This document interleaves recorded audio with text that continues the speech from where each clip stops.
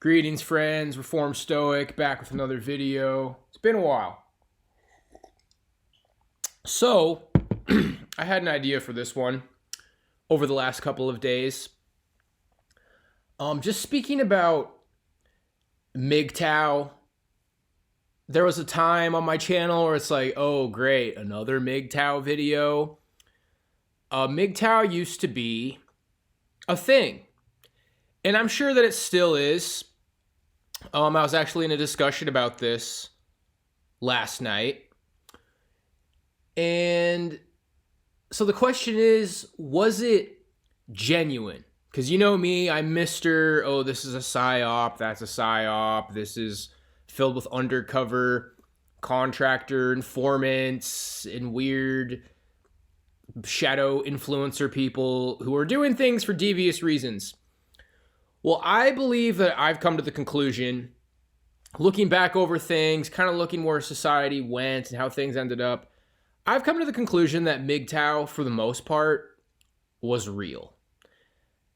And, you know, the classic line, I don't think there's any reason this video needs to be especially long.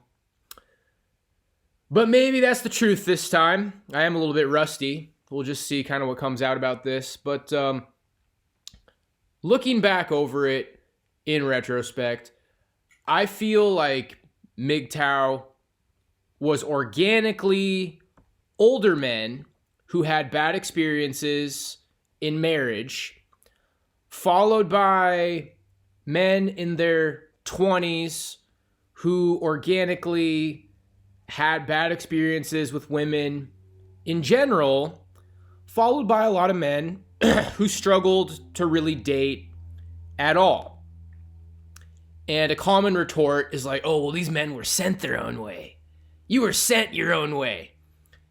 Even if that's the case, and it wasn't always the case, like I put things in order, you know, it started with the MRA, men's rights, showing people like the reality of the modern divorce courts and men being isolated from their children and losing their money and being heartbroken, and really trying to warn men how negative a marriage can end up.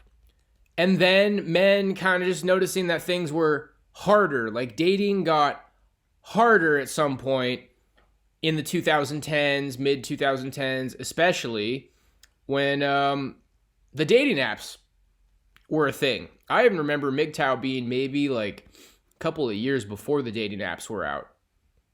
Just to kind of show you that for whatever reason, things were kind of already headed in that direction. I would go back to my culture videos talking about the shift in entertainment. I think the rap music, the pop rap, Nicki Minaj kind of rap, that was kind of telling women, I ain't selling for nothing less. He might sell coke. I don't know. Like, that was already kind of pushing women in this direction where it's like, I'm a boss bitch and I only accept the best of the best. But it did get to a point where there were men in their 20s struggling with women in general. Yeah, men in their 20s just not really making the cut. And then they started to see these MGTOW guys talking about how it was hard out there. And maybe some guys use that as an excuse to stop trying, but maybe some guys had a good reason. Like, you know, there's a lot of pressure to have success in dating. Something about modern American culture, you know, and something that I've observed is that, I mean, I was not religious around these times. I would consider myself a normie. I was basically a normie. You know, what set me apart was I was into like death metal music and, you know, went to music school and stuff. But there's plenty of people who listen to death metal that I would consider normies. I don't think listening to any style of music is what saves you from being a normie. But I was just kind of a regular guy, you know. And to be a regular guy around that time, I think it was kind of fueled by atheism, maybe like a really, really light new age zeitgeist kind of a thing. But I watched Zeitgeist for the first time with all my roommates on the East Coast, and all it really amounted to was like not being a Christian. Everything kind of just amounted to dancing around the ashes of what was once a traditional Christian society.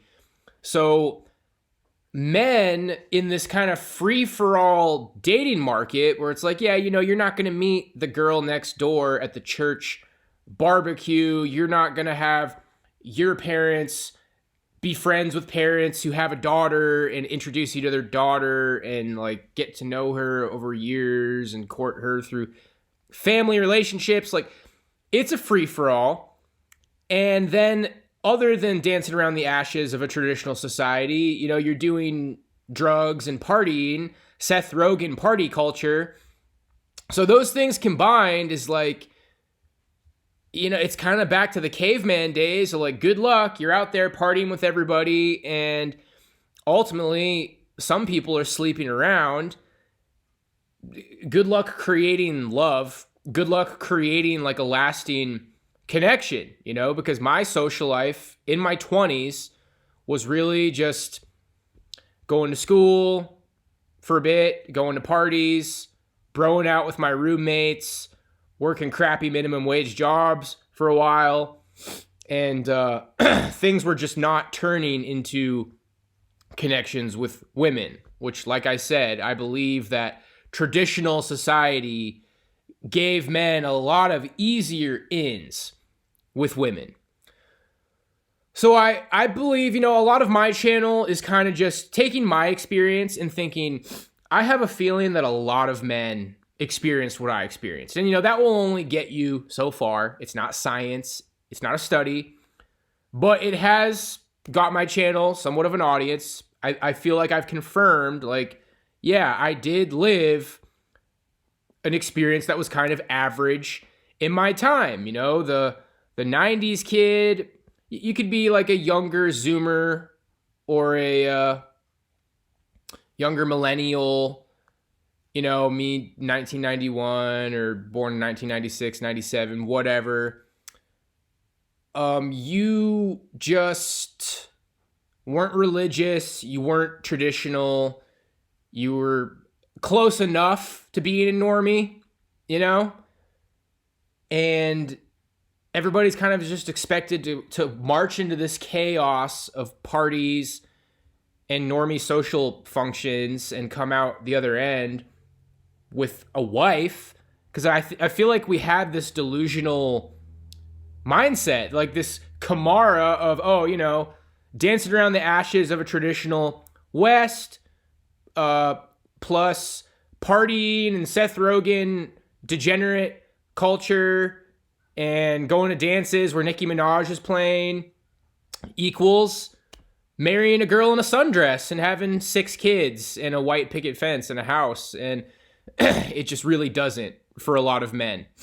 And notice how most of what I've said so far isn't really like blaming anything on women. This isn't about whether or not I agree with MGTOW. I don't know. I was maybe going to say, like, obviously I do, but I don't know if MGTOW is something that you agree with or not. The point of this video is just, I think it was genuine. I don't think it was some evil string pulling, like, yes, we're going to trick the men into not pairing up with women.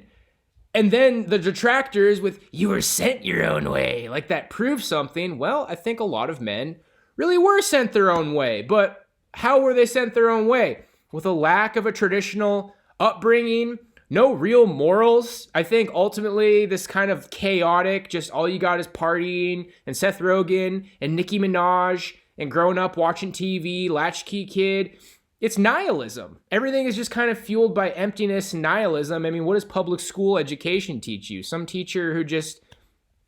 A couple of teachers were enthusiastic. Look, I did have a couple of positive teachers who could like almost be a role model, you know, but not really because, well, they're just doing their job. But yeah, like it's less that they were sent their own way and they were just not really sent anywhere. You're just not really sent anywhere. And I think a lot of the people that you got outcompeted by were people who had something to hold on to. They were football players or baseball players, or they're in the chess club, or they're in school politics, something, man. And when you try to explain this process of having no guidance, you're bombarded with, well, it's your job to do this, it's your job to do that, it's you. When you're 10, when you're 12, when you're a high schooler, because I can tell you as a 33-year-old man, when I look at a 16-year-old, you're a little kid, dude. And mind you, you know, there are some 16-year-olds who are progressing in boxing or football or whatever. I mean, sometimes 16-year-olds are shaped like men who could maybe beat me up because I'm not as big as them. But alas, regardless, you're just a 16-year-old, bro. Like, to me, it sounds ridiculous that a 16-year-old should know wisdom, that a 16-year-old should be wise, that children should be wise. And so many people were just led nowhere. So yeah, they were sent their own way, but who? Who sent them their own way? Well, you're just a loser. I mean, just like that ends the discussion somehow, that people were sent their own way. So what are they supposed to do? What's the alternative? What's the alternative to saying it's a rigged game, you were set up to fail, and you're just trying to like scrape together some peace and happiness in this dawning reality that like you were basically set up to fail, or rather, because that sounds conspiratorial, you were not set up for success. You were led aimless, like, oh, there you go, son. On the other end of the tunnel is Nicki Minaj and Seth Rogen and public school and television. They'll take real good care of you. And, you know, no church, because we've realized that that's stupid. And what we realize is awesome is Seth Rogen and Nicki Minaj. And, you know, I have progressed to a place in my theology where it's just kind of like, I'm not quite there yet as far as like knowing exactly what I want to believe. Unrelated, I think I kind of jumped the ship on Catholicism at the perfect time. No offense to anybody. It's just like the Pope just came out and said that, you know, all religions lead to God. I can only imagine what these rad trad Catholic channels are saying right now. It's like, oh my gosh, he's the Antichrist and the prophecies are being fulfilled and they're trying to destroy us. And it's like, I feel for you, dude. Like, I have been saying things that are kind of in the direction of what the Pope is saying. But it's why I left the Catholic Church.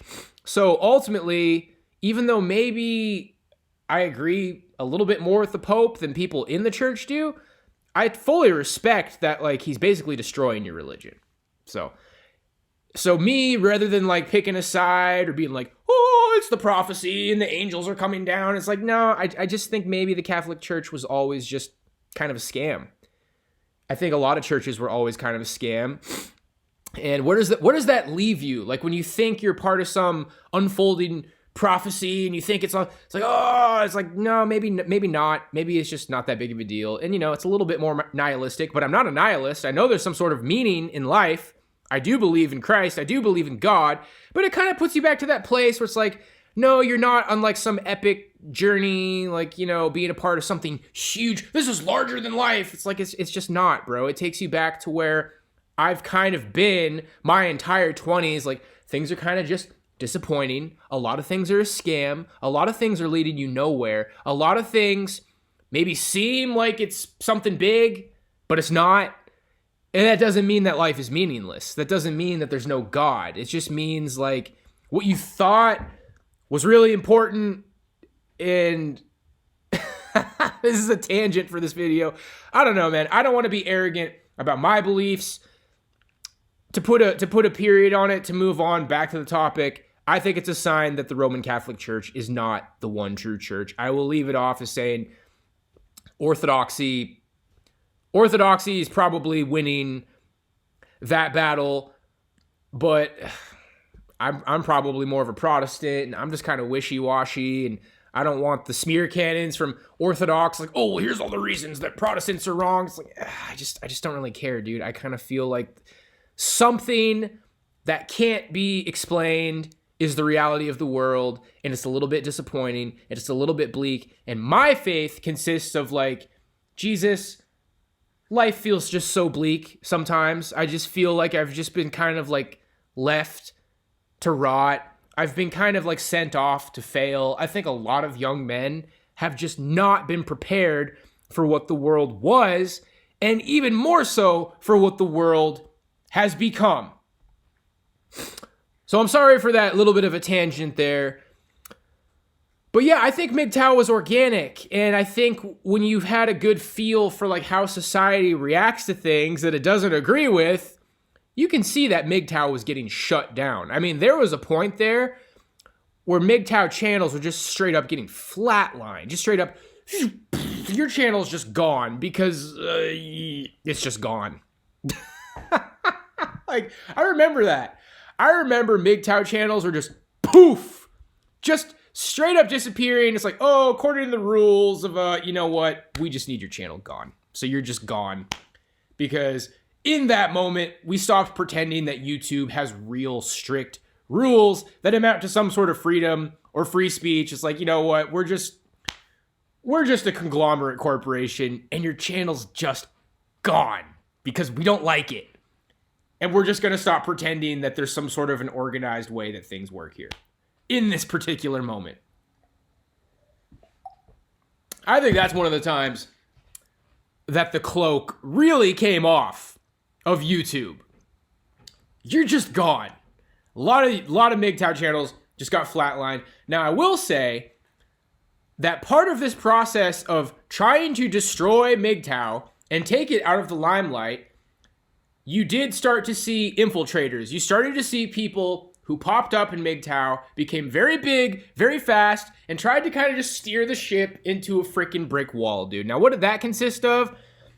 Making you look like a freaking idiot. I'm not going to say any names, but hey, I just bought 20 sex dolls, and I have tea parties with my sex dolls. Ha ha ha, take that, women. I feel like those kind of people, you know, were probably the kind of people who were psyops to the movement. People who just, yeah, I'm MGTOW, me and my sex dolls are going our own way. People who just made it look really, really, really stupid. But it started genuine, and then that kind of leads me toward the black pill, because that was kind of where things led. And all I can really say about the black pill, in summary, or just in conclusion, leaving things off, because I kind of needed a warm-up video to get back in the swing of things. I think it's all about how it hits you.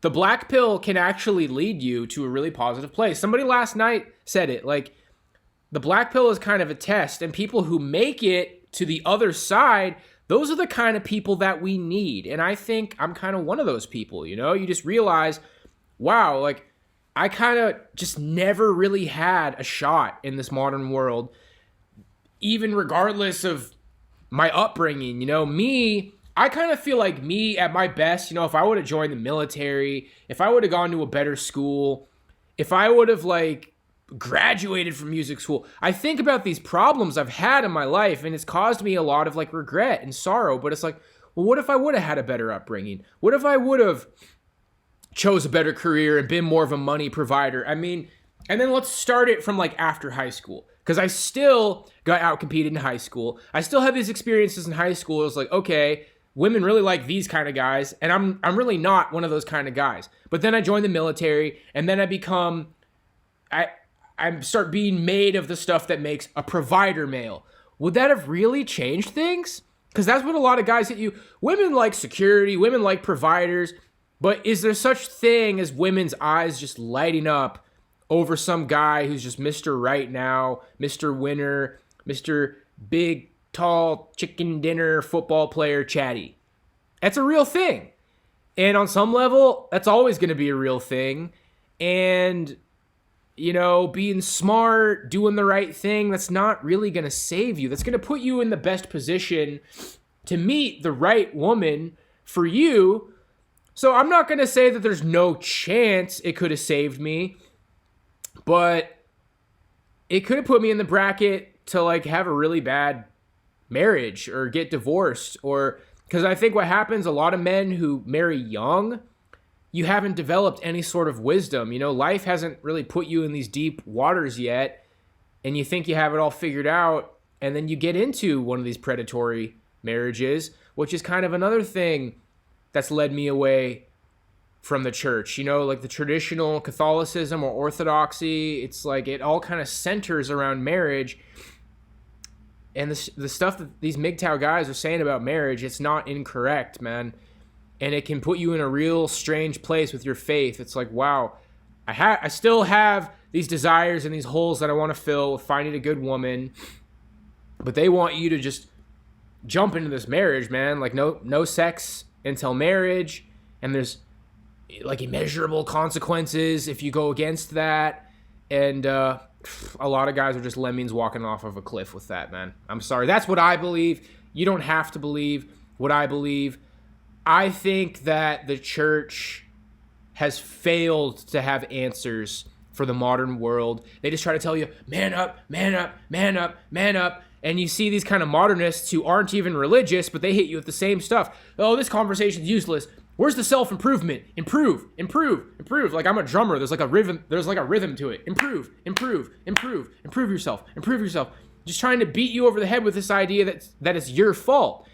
And you just need to be better. And I don't think it is your fault. And I don't, like, yeah, be better. Everybody should be better. But I've made a lot of sizable improvements in my life, and I've come to the conclusion that you might need to be okay just being alone, man. Because this idea that the right woman's going to come along, guaranteed, when you're better, that's not the case, man. And you might become more attractive, and you might attract one of the wrong kind of women, and you might be desperate. And it could be a bad deal for you, bro. So, yeah, I know nobody asked. It's kind of a weird combination of just some of my religious speculations, and I will say that part of it is because I was in my hometown. I might want to give church another shot outside of my hometown, but I could run into the same problems all over again, man. Because church does kind of seem to be connected to establishment. You get a lot of people in church telling you how wonderful the establishment is. Maybe that's part of the 501c3 tax deal they got going on.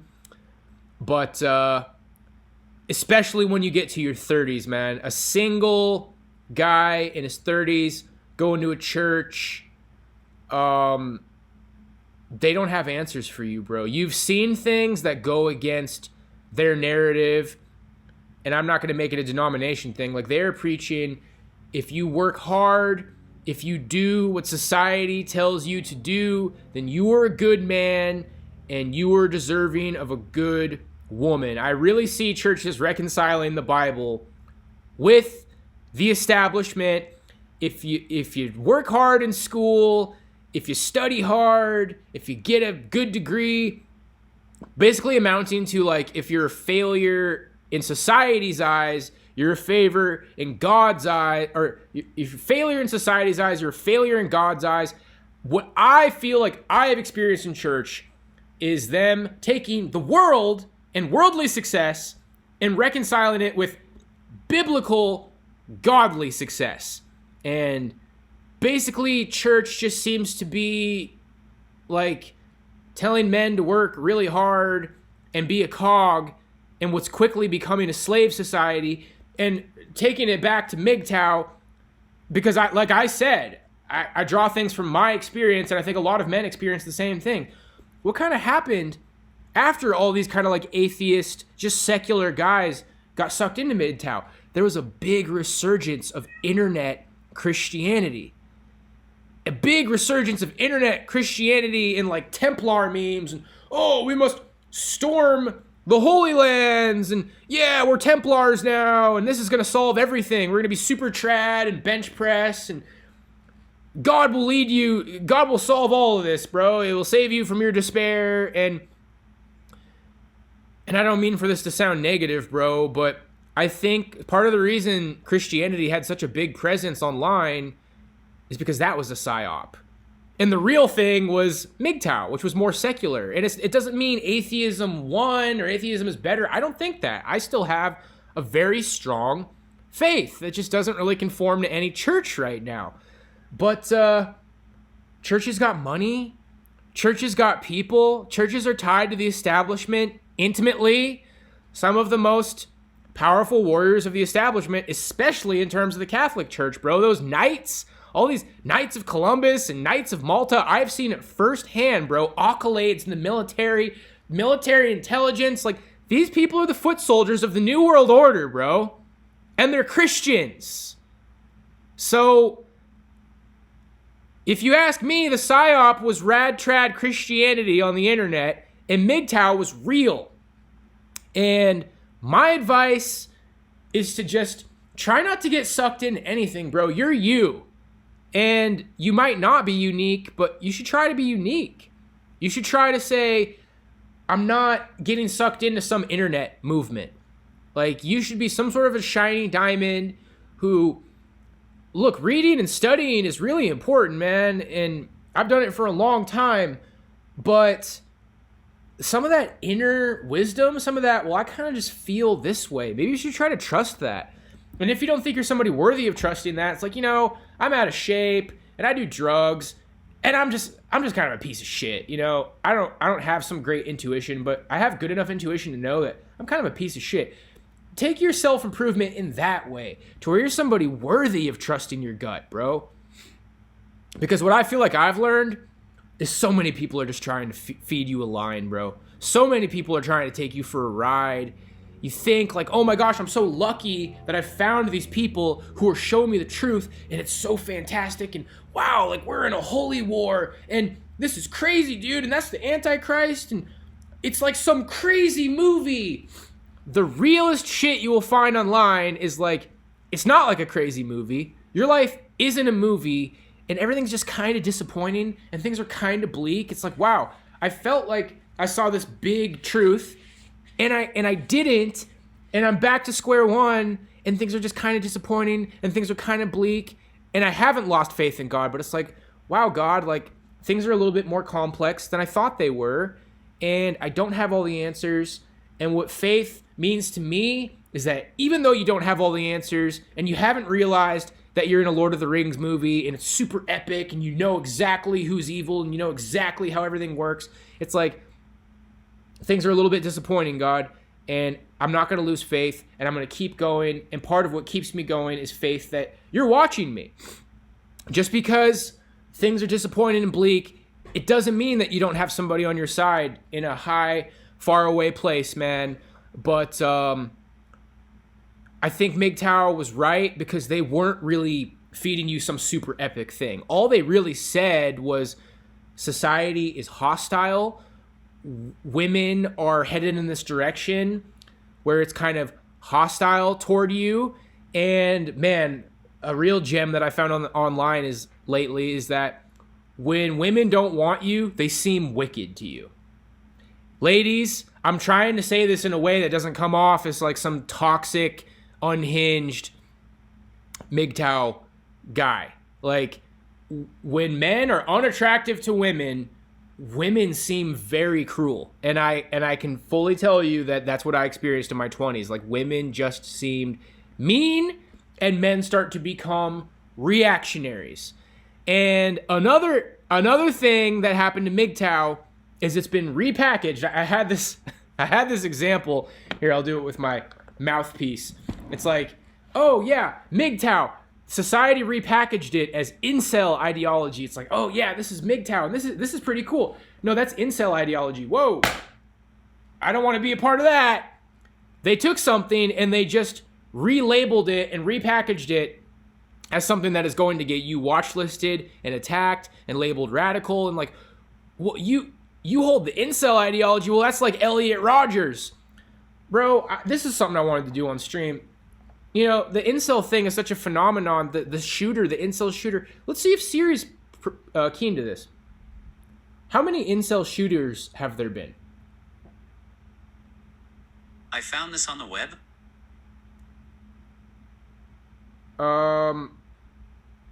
Incel-related violence. Like, yeah, they're probably not going to just give you the straight-up statistic.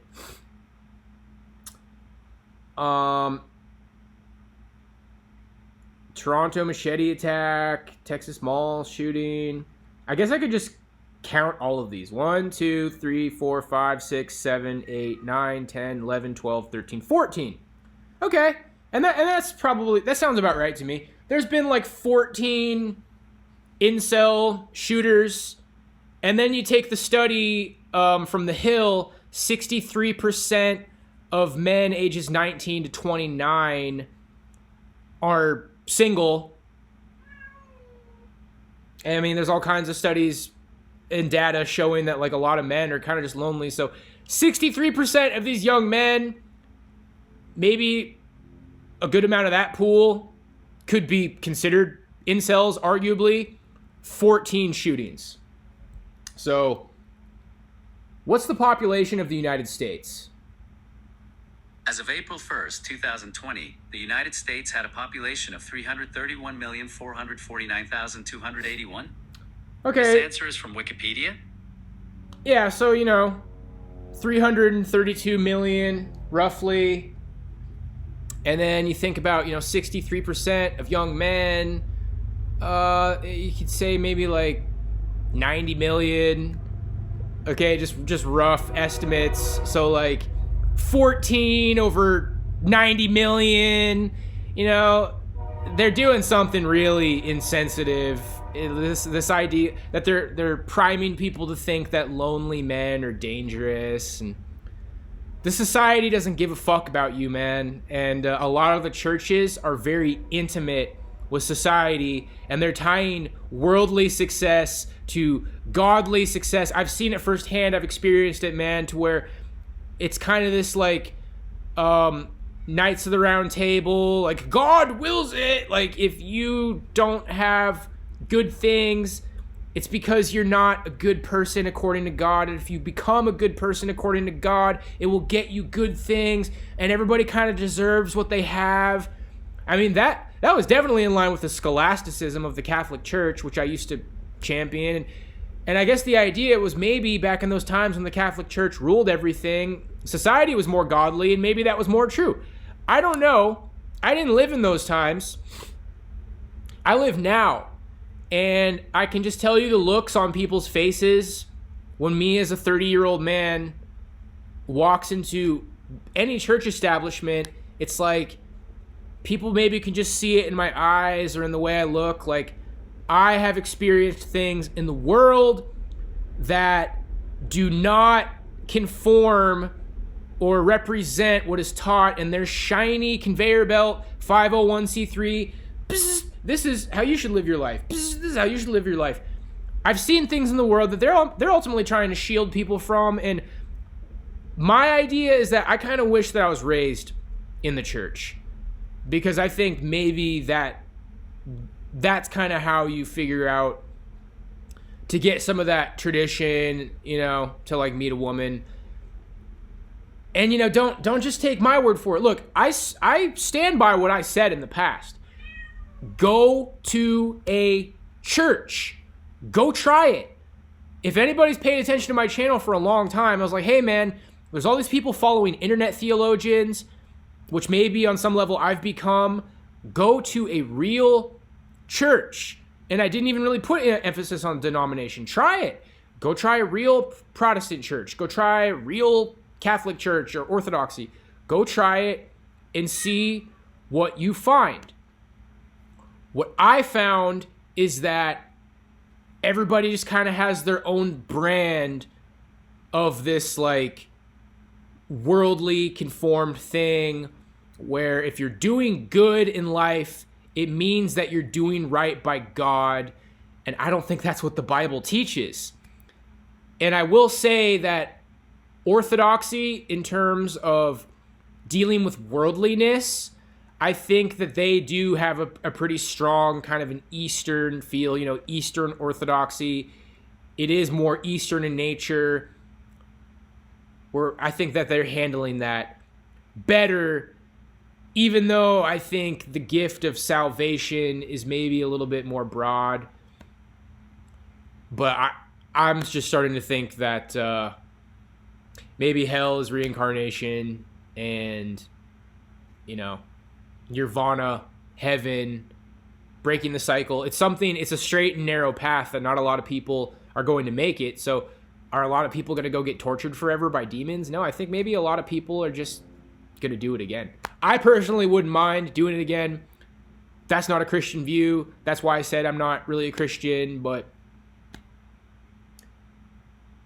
that's just how I feel about life. I don't think people are trying to lead you toward the truth, man. I don't think big shiny establishments are trying to lead you toward the truth. Something very tangible and easy to explain about what I believe is I am anti-establishment. I believe that the modern world has become this cold machine where things just come down to interest groups and lobbyists and bottom lines and you know, more money is better and more products is better, and I just think we're just a part of this cold machine that most things just don't really care about you, bro. And the closest thing to the truth you're gonna get is somebody saying this system doesn't give a fuck about you, and that's what I'm saying.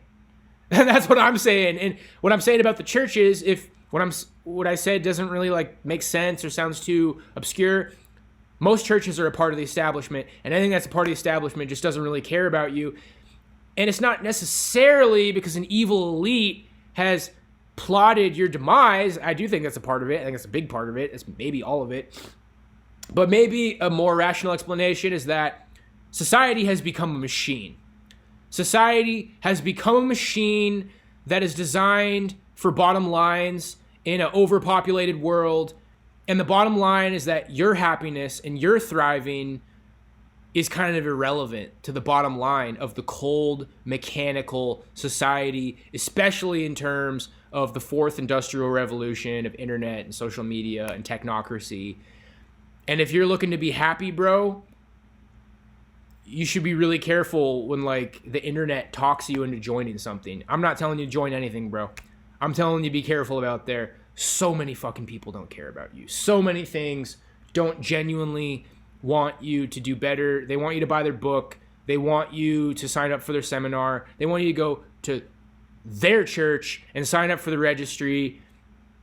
And if you're kind of an empath, you'll see it, bro. Like being a 33-year-old man, not super successful, not like a super eligible bachelor who all the women are lining up to get with. The priest, the holy priest, is looking at you like, oh, fuck, man. Like, it would just really be better if this guy wasn't here. This message doesn't win the Oscar. It's probably going to piss some people off. It's not like, this is the Antichrist, and this is it, dude, and this is what Revelation means. So sign up for my Discord and join my church, and this is it, bro. I figured it all out. Life is kind of disappointing, and you don't need a degree to tell people that. That's what I've observed empirically. That's my experience. I'm not trying to blackpill you. I have faith in God. Faith in God keeps you marching through this desert, man. Faith in God keeps you going in a world that's like, you know, at one point I thought that I figured out what it all means. And it feels good. It's like riding a high, and I'm getting sucked into something bigger than myself. And now I've left that thing that's bigger than myself because I feel like I've identified this just isn't what God is. This establishment full of people patting each other on the back while they make big sacks of money and just casually chit-chatting about how everybody else is going to hell.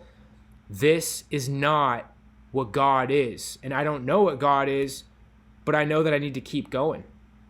And I'm leaving something big and warm and inviting, filling your head with this idea that you're a part of the real deal, back into the desert, back to being by myself, back to saying things that get me attacked by all these like, oh, well, you're lost, brother. You need to come back to Christ. You need to come back the real religion of Christ. Because God doesn't love you unless you're a part of our 501c3 establishment church where, you know, these people make a lot of money because God loves them more than you. I don't have answers, friends. I have the bleak reality that you probably don't have the answers either. God bless you. I'm back, baby. More videos to come. Peace out.